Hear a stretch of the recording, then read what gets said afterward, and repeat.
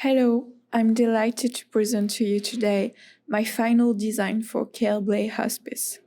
The hospice program is very particular and delicate in the needs it must meet, in the experience it must provide.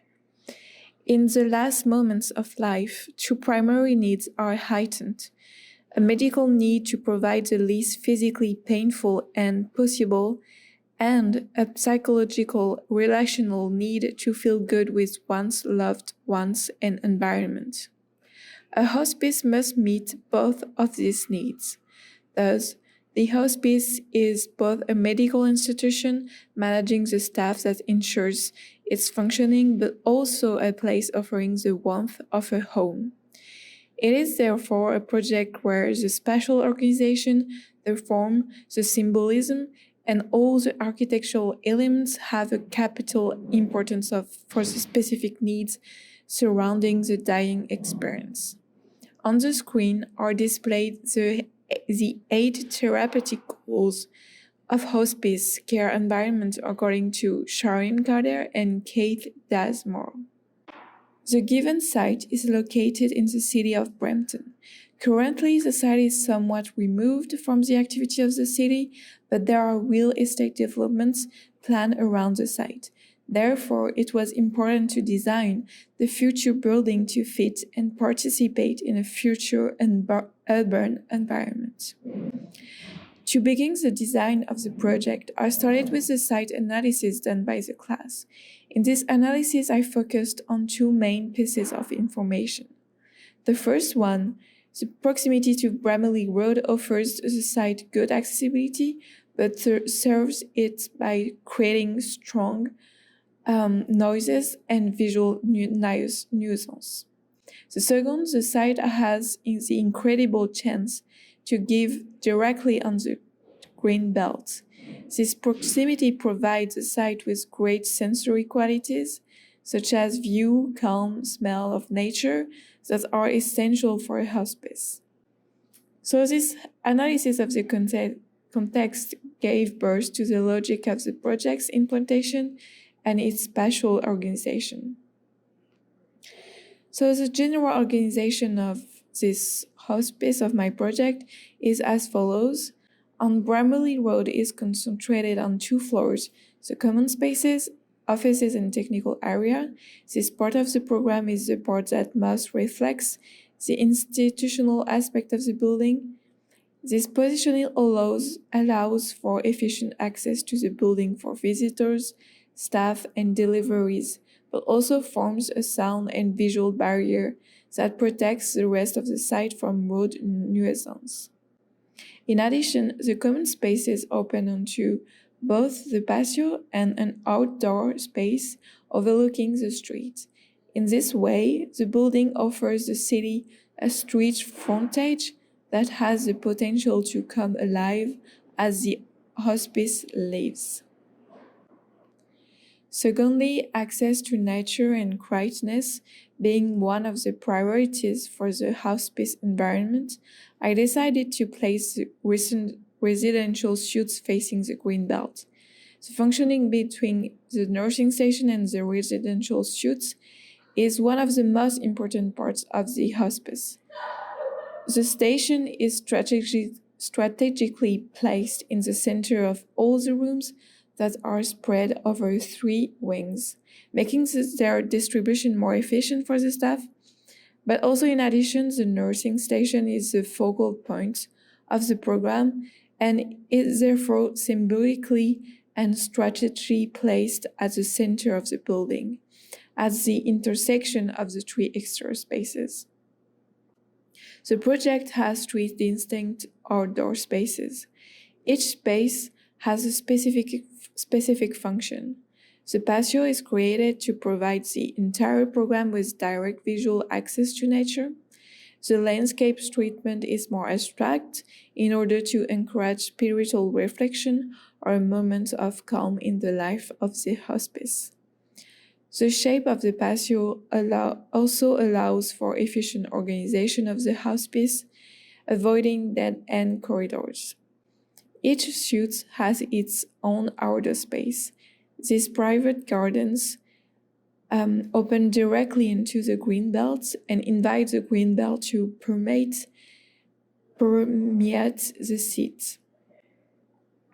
Finally, the large garden is a common space where users are invited to stroll and enjoy the garden. We have just seen in this first part the functional aspect of the project. As we recall, the hospice is a program with a double complexity, having to satisfy both the medical and functional needs of a medical institution, but also the well-being of its residents. For this second aspect, I started to think about the question of architectural form. What can architecture do? What are the reasons why people choose to die in hospital or at home? Do these reasons translate into architecture, like the effect of form? Or how can we ensure that the built environment promotes the well-being of its residents? These questions led me to question two primary forms, the curve versus the angles.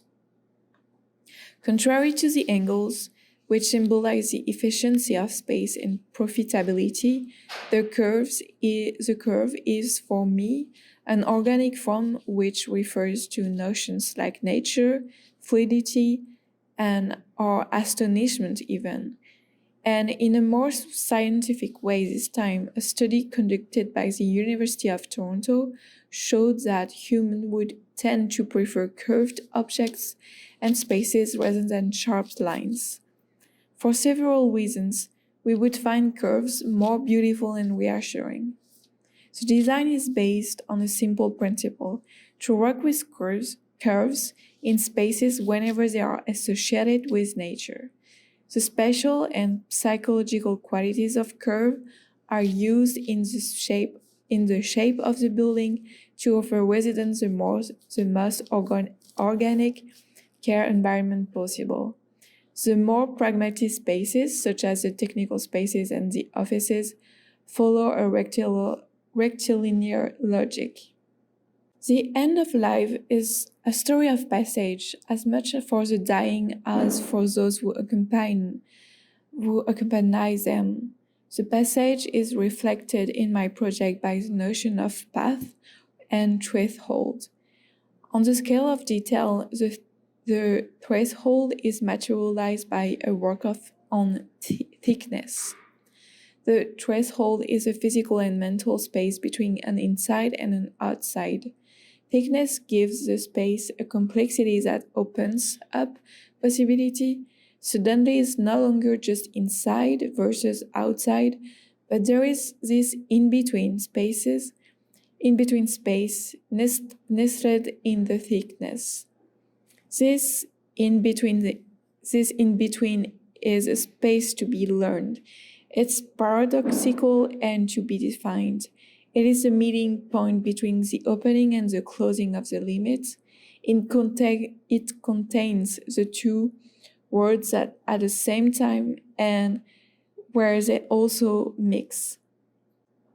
So from the entrance to the room, the thickness is worked in different ways depending on the spaces it connects, the route and the sun protection.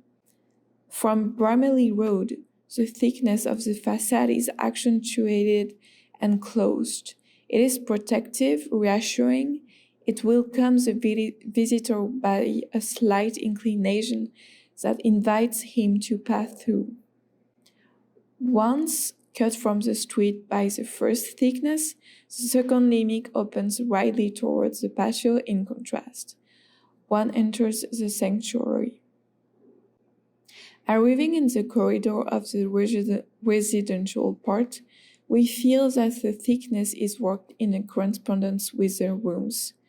This thickness punctually welcomes an individual space to isolate itself outside of the rooms and to find itself in communion with the nature of the patio.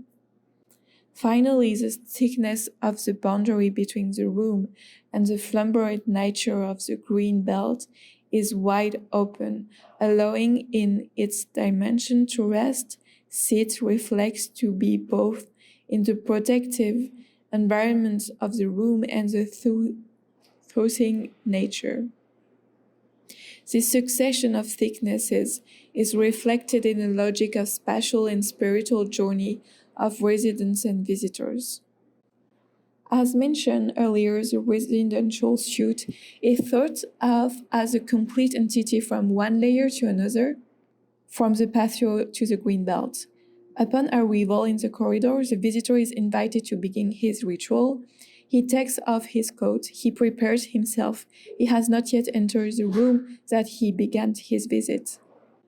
The thickness in front of him, separating him from the patio, offers him the possibility to isolate himself, to take his breath.